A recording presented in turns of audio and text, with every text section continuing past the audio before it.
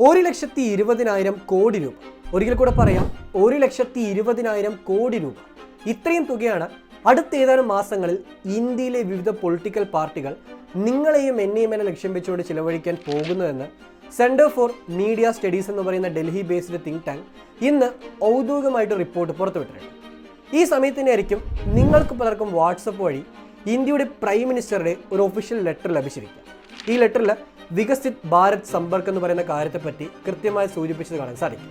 ഇന്ന് ഇന്ത്യയിലെ പല ഭാഗങ്ങളിൽ ഇതൊരു വിവാദപരമായ കാര്യമായിട്ട് മാറിക്കൊണ്ടിരിക്കുകയാണ്. കാരണം ജനങ്ങളുടെ പണം ഉപയോഗിച്ചുകൊണ്ട് പൊളിറ്റിക്കൽ ബെനിഫിറ്റ് നേടാനായിട്ട് ഇന്ത്യൻ ഗവൺമെൻറ് തീരുമാനമെടുത്തിരിക്കുന്നു പറയുന്ന രീതിയിൽ ഇന്ന് ഓപ്പോസിഷൻ ഇതിനെതിരെ വ്യാപകമായ അലഗേഷൻ ഉന്നയിക്കുന്നുണ്ട്.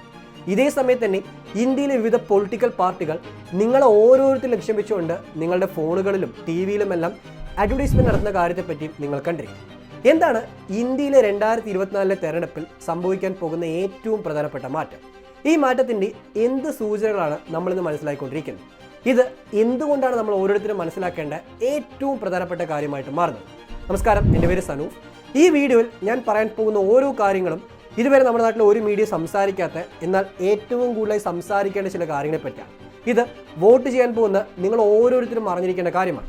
അതുകൊണ്ട് തന്നെ ഈ പറഞ്ഞ കാര്യങ്ങളെപ്പറ്റി കൃത്യമായിട്ട് ബോധവാന്മാരാകാനും നിങ്ങളുടെ സുഹൃത്തുക്കളുമായിട്ട് ഷെയർ ചെയ്യാനും മറക്കാതിരിക്കുക. നമുക്കെന്തായാലും വീഡിയോയിലോട്ട് കിടക്കാം.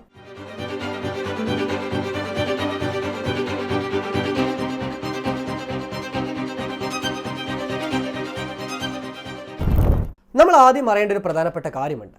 ഇന്ത്യയിൽ പൊളിറ്റിക്സിൽ, രാഷ്ട്രീയത്തിൽ ഈ ഒരു അഡ്വർടൈസ്മെന്റ് എന്ന് പറയുന്ന കാര്യം, അതായത് പരസ്യത്തിന് എത്രമാത്രം സാന്നിധ്യമുണ്ടെന്ന് പറയുന്ന കാര്യം, ഇതിനെപ്പറ്റി മനസ്സിലാക്കണമെങ്കിൽ തീർച്ചയായിട്ടും ഈ ഒരു അഡ്വർടൈസ്മെന്റ് ഇൻ പൊളിറ്റിക്സ് എന്ന് പറയുന്ന കാര്യത്തിൻ്റെ ചരിത്രം മനസ്സിലാക്കേണ്ടതുണ്ട്. കൃത്യമായി പറയുകയാണെങ്കിൽ ഇന്ത്യയിലെ പൊളിറ്റിക്സിൽ അഡ്വർടൈസ്മെന്റ് ഡിജിറ്റൽ ആണെങ്കിലും അല്ലെങ്കിൽ ഇന്ന് കാണുന്ന പലതരത്തിലുള്ള പ്രിന്റ് ആൻഡ് പ്രസ് മീഡിയ വഴിയുള്ള അഡ്വർടൈസ്മെന്റ് ആണെങ്കിലും ഇത് വ്യാപകമായിട്ട് മാറാൻ തുടങ്ങിയതിൻ്റെ തുടക്ക കാലഘട്ടം എന്ന് പറയുന്നത് 1980കളുടെ തുടക്കമാണ്. പ്രത്യേകിച്ച് 1978 ഇന്ത്യയുടെ അന്നത്തെ പ്രധാനമന്ത്രിയായിരുന്ന ഇന്ദിരാഗാന്ധിയായിരുന്നു ആദ്യമായിട്ട് ഒരു പൊളിറ്റിക്കൽ പാർട്ടിയുടെ മാർക്കറ്റിങ്ങിന് വേണ്ടിയിട്ട് ഒരു ഏജൻസിയെ സമീപിക്കുന്നത്. റീഡിഫ്യൂഷൻ എന്ന് പറയുന്ന മാർക്കറ്റിംഗ് ഏജൻസിയാണ് ഇന്ദിരാഗാന്ധിക്കും അന്നത്തെ ഇന്ത്യൻ നാഷണൽ കോൺഗ്രസിന് വേണ്ടിയിട്ടും മാർക്കറ്റിങ്ങിന്, ഇലക്ഷനിലെ വ്യാപകമായ അഡ്വർടൈസ്മെന്റിന് വേണ്ടി ശ്രമിച്ചത്. അതൊരു തുടക്കമാണെന്ന് പറയാൻ സാധിക്കും.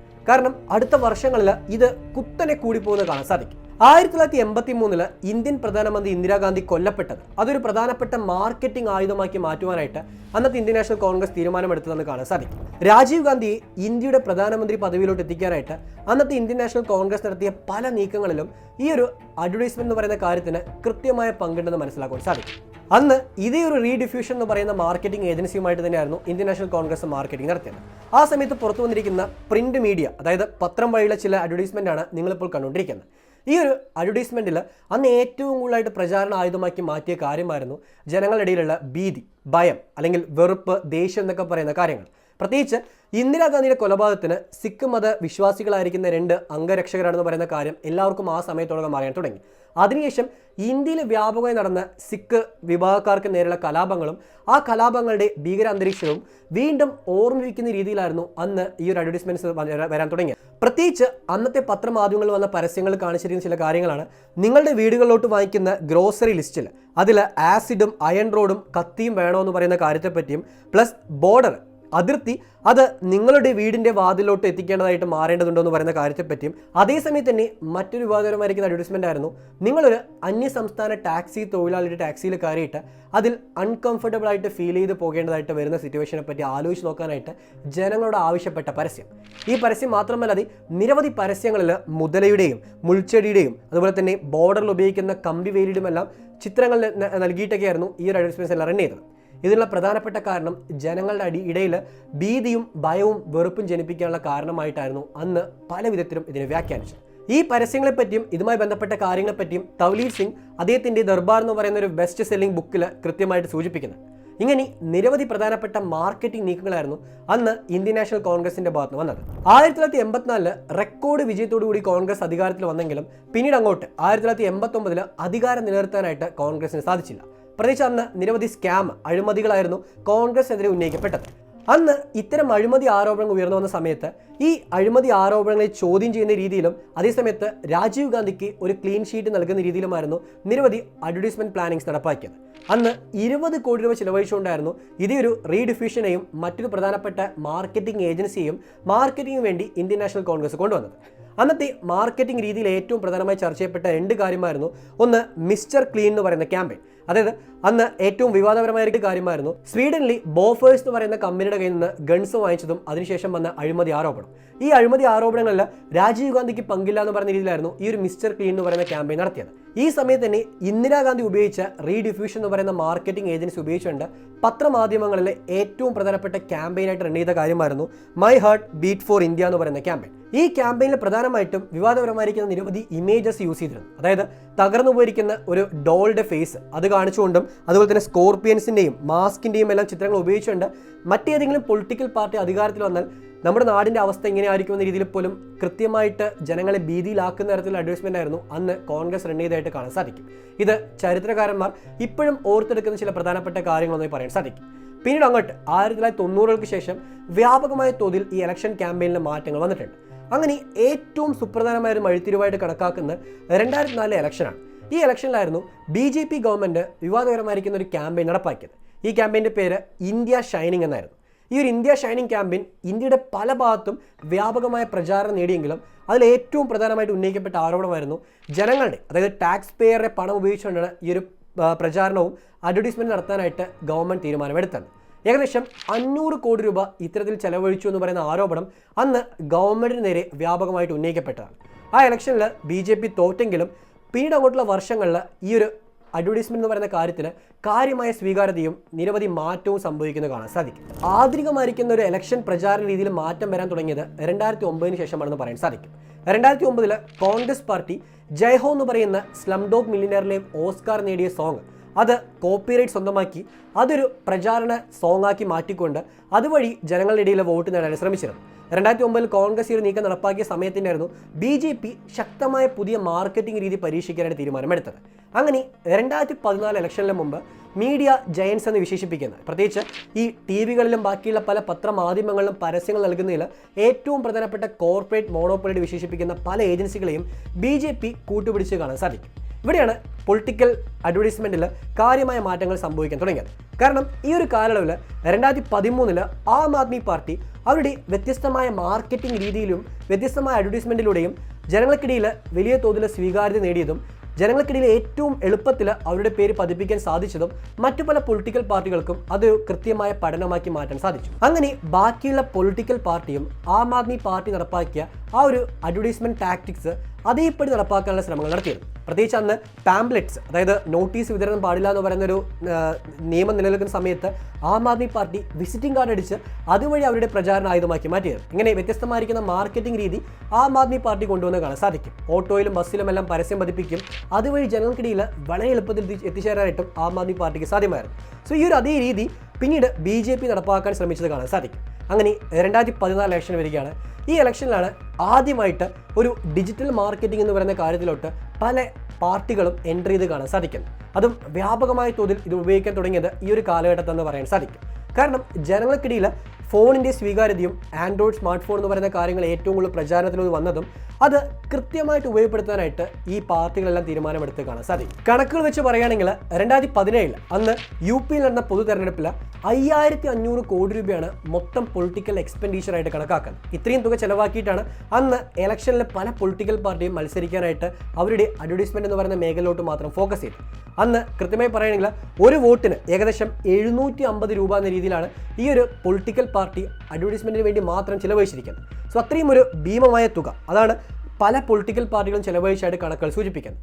എന്നാൽ ഈ കണക്കുകൾ വെറും അണ്ടർ വാല്യൂഡ് ആയിരിക്കുന്ന കാര്യമാണെന്ന് കാണാൻ സാധിക്കും. കാരണം 2019 ഇലക്ഷൻ കമ്മീഷന്റെ ഒഫീഷ്യൽ റിപ്പോർട്ട് പ്രകാരം അതിൽ സൂചിപ്പിക്കുന്ന കാര്യമാണ് കോൺഗ്രസ് പാർട്ടി 356 കോടി രൂപയാണ് ഡിജിറ്റൽ മാർക്കറ്റിംഗിനായിട്ട് ഉപയോഗിച്ചത്. അതേസമയത്ത് BJP ആണെങ്കിൽ ഏകദേശം 320 കോടി രൂപയുടെ അടുത്താണ് ചെലവഴിച്ചിരിക്കുന്നത്. പക്ഷേ ഈ രണ്ട് പൊളിറ്റിക്കൽ പാർട്ടികളും ബാക്കിയുള്ള ഇന്ത്യയിലെ ചെറുതും വലുതുമായ മറ്റുള്ള പൊളിറ്റിക്കൽ പാർട്ടികളും ചെലവഴിച്ചിരിക്കുന്ന ആകെ തുക 50,000 കോടി രൂപയ്ക്ക് അടുത്ത് വരുമെന്ന് പറയുന്ന കണക്കുകൾ സെന്റർ ഫോർ മീഡിയ സ്റ്റഡീസ് എന്ന് പറയുന്ന തിങ്ക് ടാങ്ക് ഒഫീഷ്യലായിട്ട് പുറത്തുവിട്ടിട്ടുണ്ട്. ഈ ചിലവഴിച്ചിരിക്കുന്ന തുകയിൽ 50% BJP ആണ് ചിലവഴിച്ചതെന്നും 20% കോൺഗ്രസ് ആണെന്നും ബാക്കിയുള്ള 25% ഇല്ലീഗലായിട്ട് സ്പെൻഡ് ചെയ്തിരിക്കുന്ന amount ആണെന്നും, അതായത് ജനങ്ങൾക്ക് വോട്ടിന് വേണ്ടി പണം കൊടുത്ത് അവരെ കൈക്കലാക്കുന്ന രീതിയിൽ പോലും പൊളിറ്റിക്കൽ പാർട്ടി ശ്രമിച്ചിട്ടുണ്ടെന്ന് പറയുന്ന കാര്യവും ഈ ഒരു CMSന്റെ റിപ്പോർട്ടിൽ സൂചിപ്പിച്ച് കാണാൻ സാധിക്കും. കാരണം ഈ കാലയളവിൽ തന്നെ പല ഇലക്ഷനിൽ കേരളത്തിലും തമിഴ്നാട്ടിലുമായിട്ട് പൊളിറ്റിക്കൽ പാർട്ടീസ് ഡിജിറ്റൽ മാർക്കറ്റിന് വേണ്ടി ചെലവഴിച്ച തുക അതിന് എക്സാമ്പിളായിട്ട് എടുക്കാൻ സാധിക്കും. കേരളത്തിൽ CPI 14 ദിവസം ചെലവഴിച്ചത് 17 ലക്ഷം രൂപയാണ്. അതേസമയം തമിഴ്നാട്ടിലാണെങ്കിൽ 35 കോടി രൂപ ആകെ ചെലവഴിച്ചു എന്ന് പറയുന്ന കണക്കുകൾ സൂചിപ്പിക്കുന്നുണ്ട്. കേരളത്തിൽ മൊത്തം പൊളിറ്റിക്കൽ പാർട്ടികൾ ഡിജിറ്റൽ മാർക്കറ്റിംഗ് വഴി, അതായത് ഫേസ്ബുക്കിലും ഗൂഗിളിലും എല്ലാം ആഡ്സ് റൺ ചെയ്യാൻ വേണ്ടി മാത്രം 65 ലക്ഷം രൂപ ചെലവഴിച്ചു എന്ന് പറയുന്ന കാര്യത്തെപ്പറ്റിയും കാണാൻ സാധിക്കും. ഇങ്ങനെ മാർക്കറ്റിംഗ് കൂടുതൽ വിപുലീകരിച്ച് വരുന്നതാണ് ഇന്ന് കാണാൻ സാധിക്കുന്നത്. നമുക്കിനി ഇപ്പോഴത്തെ കറണ്ട് പിക്ചർ ഇതെന്താണ് സൂചിപ്പിക്കുന്നതെന്നും ഞാൻ സൂചിപ്പിച്ച 1,20,000 കോടി രൂപ അത് എങ്ങോട്ടാണ് പോകുന്നു പറയുന്ന കാര്യത്തെപ്പറ്റിയും കൃത്യമായിട്ട് മനസ്സിലാക്കാം.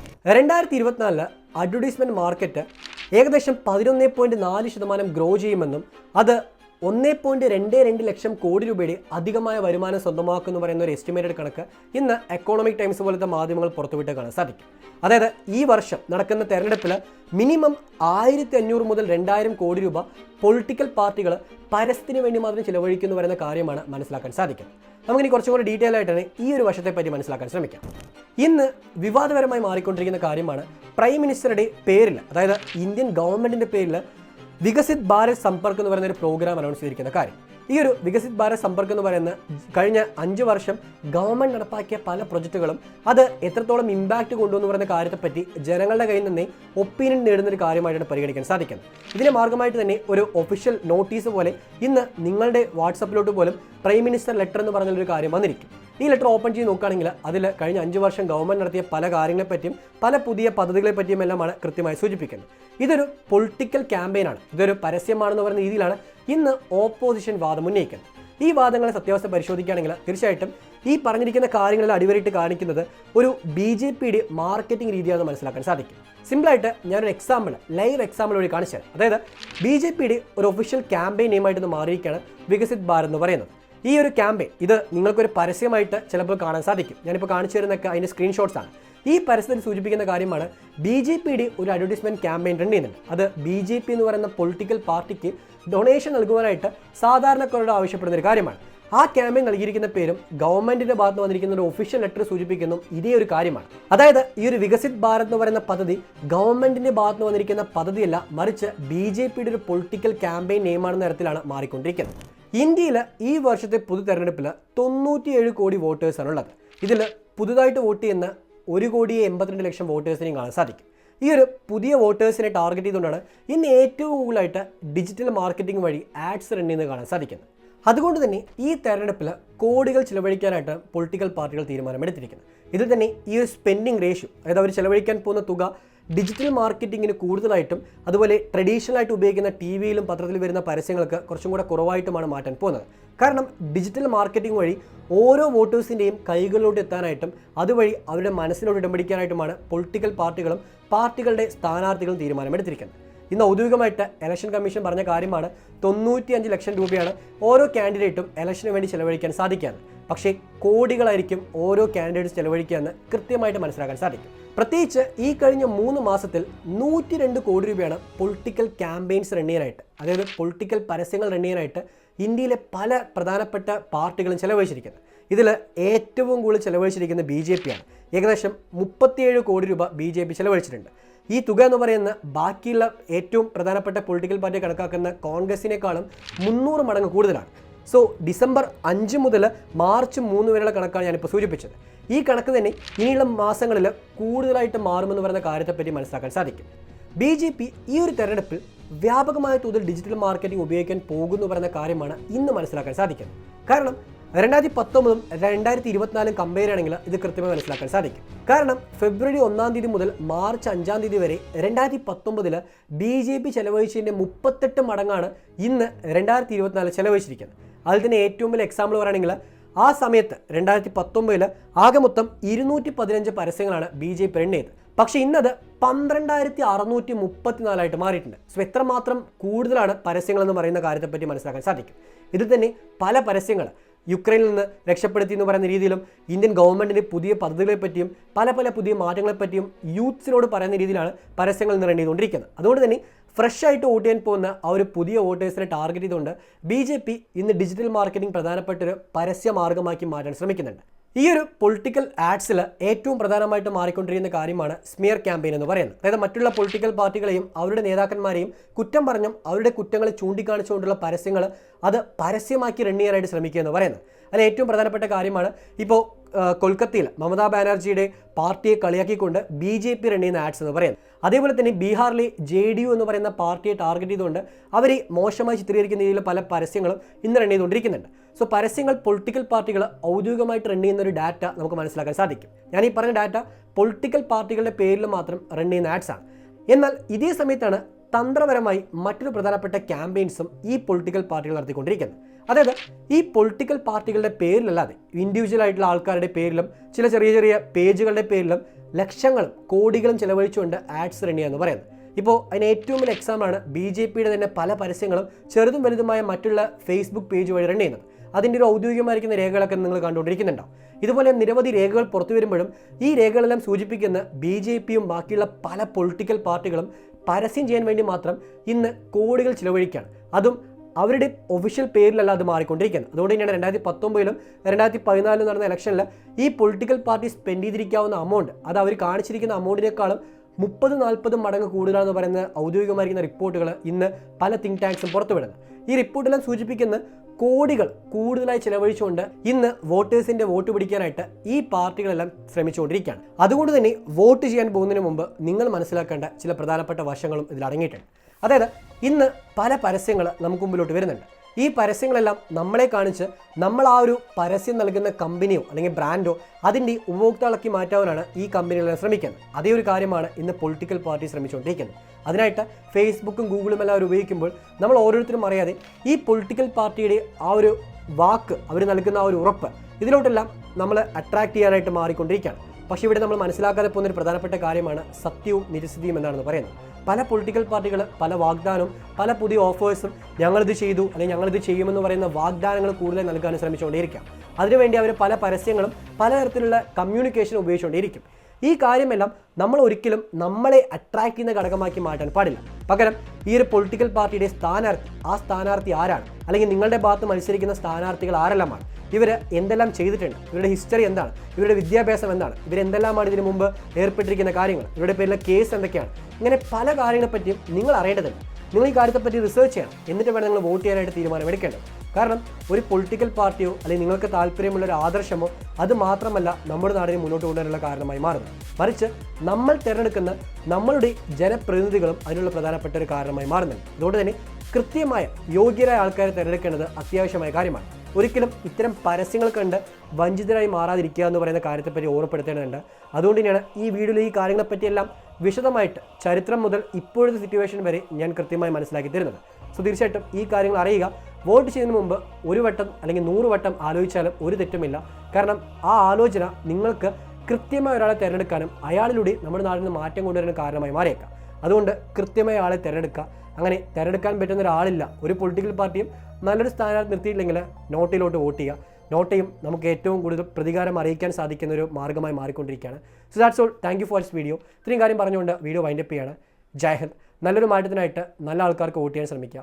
Thank you.